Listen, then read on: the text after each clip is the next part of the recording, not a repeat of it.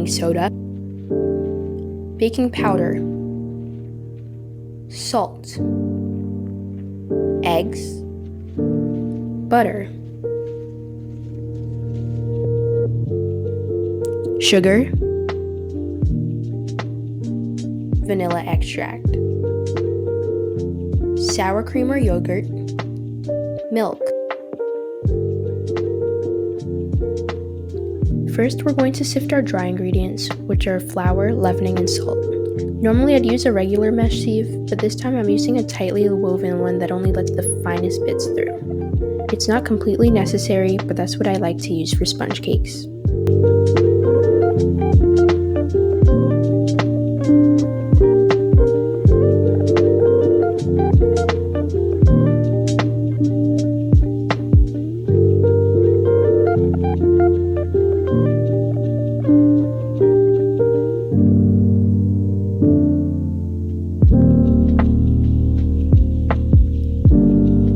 Add your eggs into the bowl of your stand mixer, or just a large bowl if you're using a hand mixer. By the way, I'm using my whisk attachment. These eggs will grow a lot in volume, so make sure the bowl is big. Beat them at medium speed for about 7 minutes. You want them to be really frothy.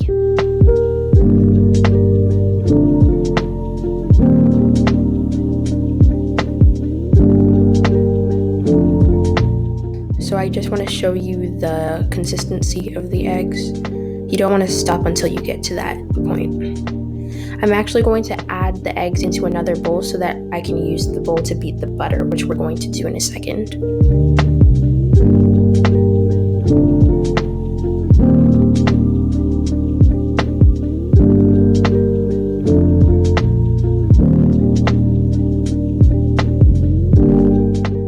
Next, let's beat our butter. I'm going to be using my paddle attachment. You want your butter to be soft enough that it yields after some pressure, but not so soft that it just completely squishes. Okay, we're going to beat this on medium speed for a little bit before we add the sugar.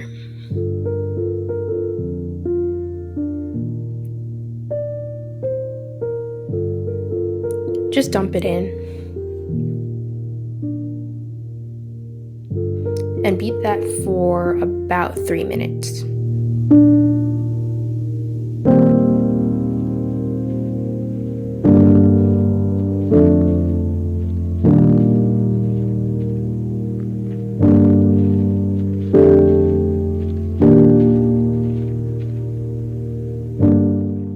Alright, scrape the bowl down to ensure that all the butter gets mixed. Alright, now it's time to add your sour cream or yogurt. I'm using yogurt. And that just gives it so much more moisture. We're also going to add our vanilla, our flavoring. And then I'm going to use the stand mixer to beat that for another maybe 30 seconds or so.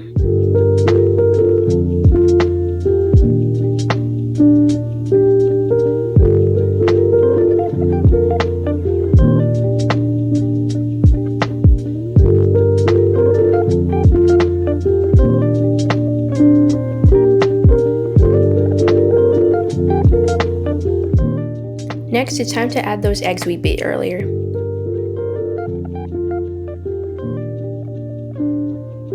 I actually like to continue to use the spatula just so I have more control over the batter.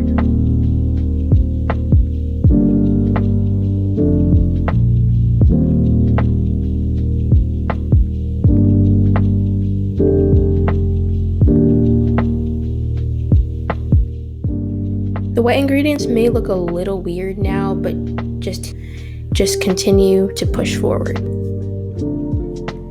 Next, it's time to add your dry ingredients. We already sifted these, so just go ahead and dump them in.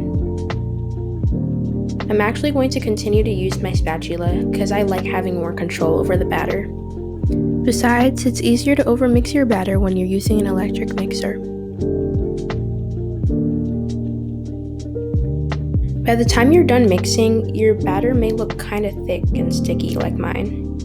So if it's thick, add about 2 tablespoons of milk at a time until it takes on a lighter consistency.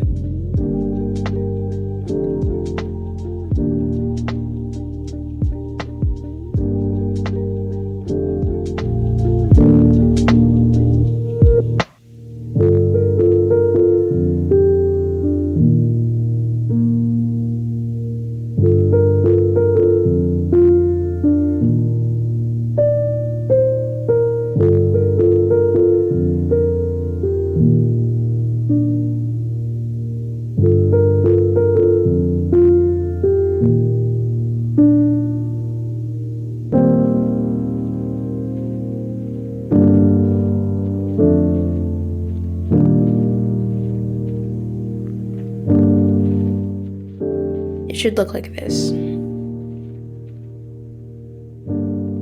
Preheat your oven to 350 degrees Fahrenheit. Next, it's time to pour your batter into your greased pan. Please make sure your pan is greased well or you could end up with a broken sponge cake. Sponge cakes are very delicate when they come out of the oven.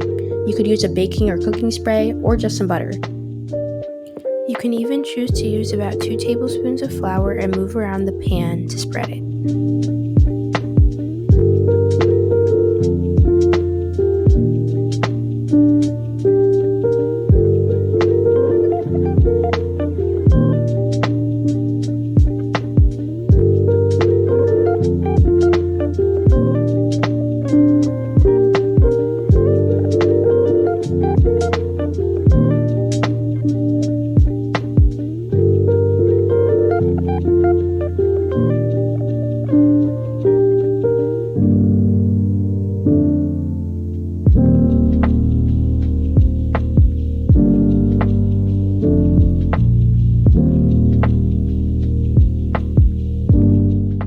Tap your pan on a surface and then bake at 350 degrees Fahrenheit or 180 degrees Celsius for about 30 to 40 minutes. However, this does depend on the size of your pans.